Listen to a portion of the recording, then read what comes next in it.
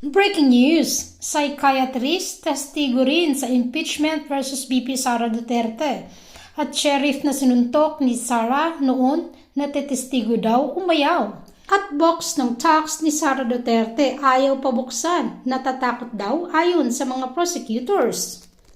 Ang House Prosecution Panel ay naglista bilang isang reserbang saksi ng isang psychiatrist upang patunayan ang estado ng pag-iisip ni Vice President Sara Duterte at ang kalikasan ng karahasan.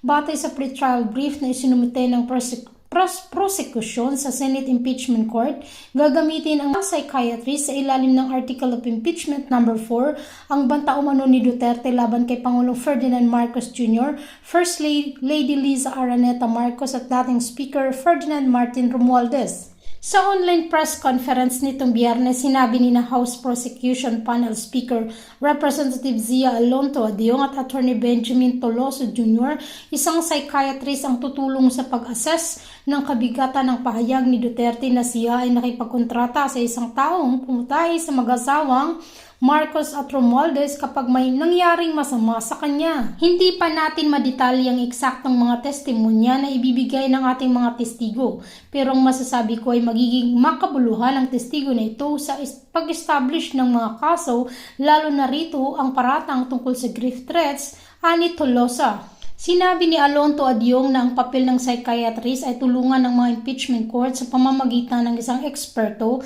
at walang kinikilingang pagsusuri sa mga umano'y paglabag. Magiging objektibo ang psychiatrist sa pagsagot sa mga tanong ng depensa at ng prosekusyon. Makapagbibigay tayo ng pagsusuri mula sa isang eksperto upang matukoy ang bigat, tulad ng sinabi na ang bigat ng mga pangyayari, wika ni Alonto Adeong.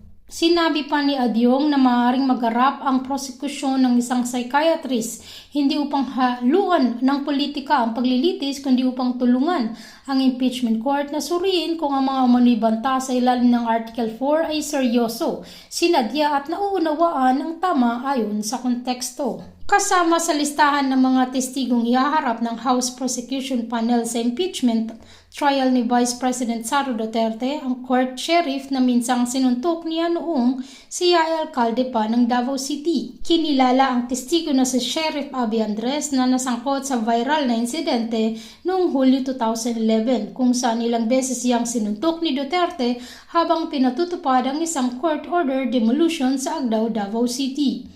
Ayon sa prosecution panel, mahalaga ang testimonya ni Andres upang suportahan ang aligasyon na may umano'y pattern ng marahas na pag-uugali ang Vice Presidente na kabilang sa mga isyong nakapaloob sa articles of impeachment. Subalit tumutol ang dating court sheriff na si Abby Andres matapos umano siyang maisama sa listahan ng mga testigong ihaharap sa impeachment trial laban kay Vice President Sara Duterte. Ayon naman sa prosecution, natatakot ang kampo ni Sara Duterte na buksan ang BIR box.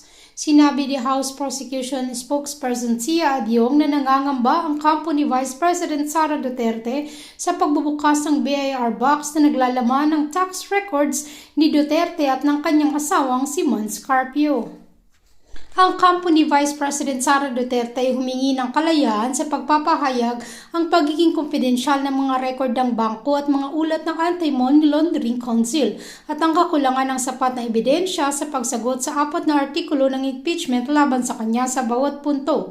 Sinagot ng kampo ni Duterte ang mga artikulo ng isang impeachment na siyang dokumento na may petsang May 25, 2026. Matatandang naglabas lamang ng executive summary ang kanyang defense team matapos maghain ng tugon ang kanyang kampo. Dapat minomonitor para sa intelligence gathering. Hindi sila mga terorista.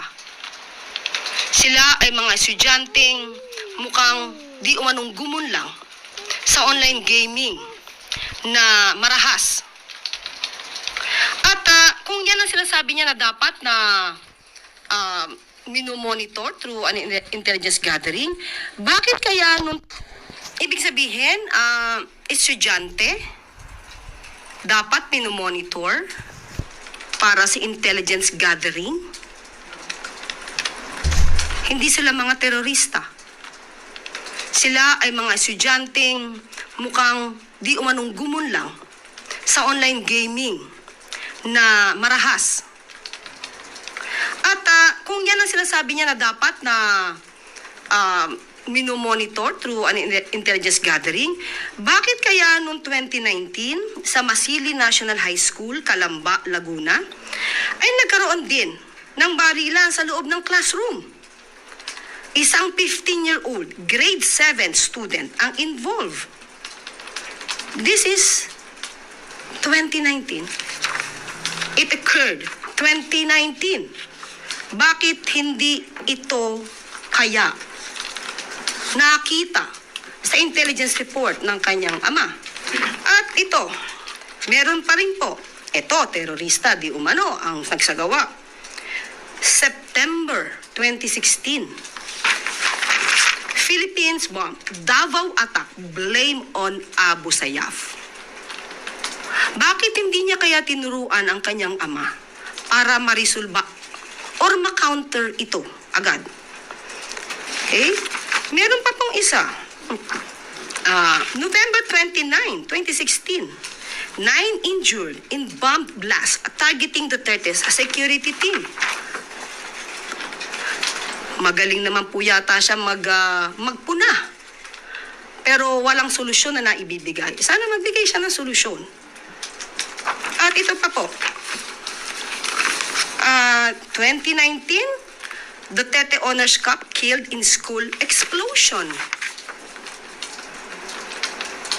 Hindi po ba dapat kung napakagaling niya magbigay ng suggestion, dapat ay tinuruan niya ang kanyang ama para ito ay na-prevent. May mga pagkakataon po na hindi maiiwasan ng mga ganitong sitwasyon, especially sa pangyayaring ito, mga estudyante, mga minor de edad, hindi terorista.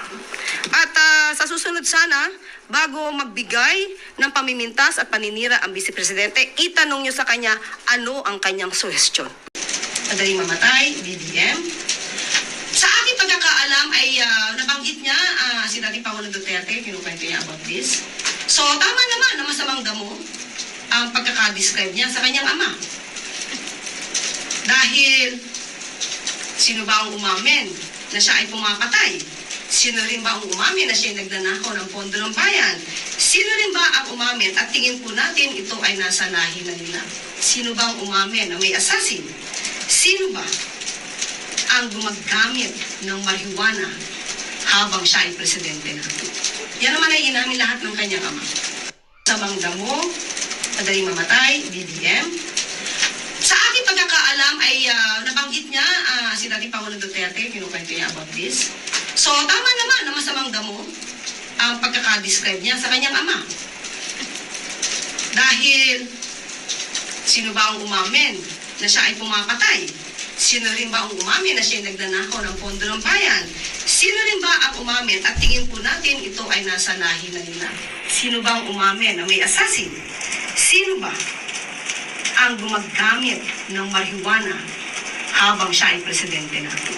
Yan naman ay inamin lahat ng kanyang ama.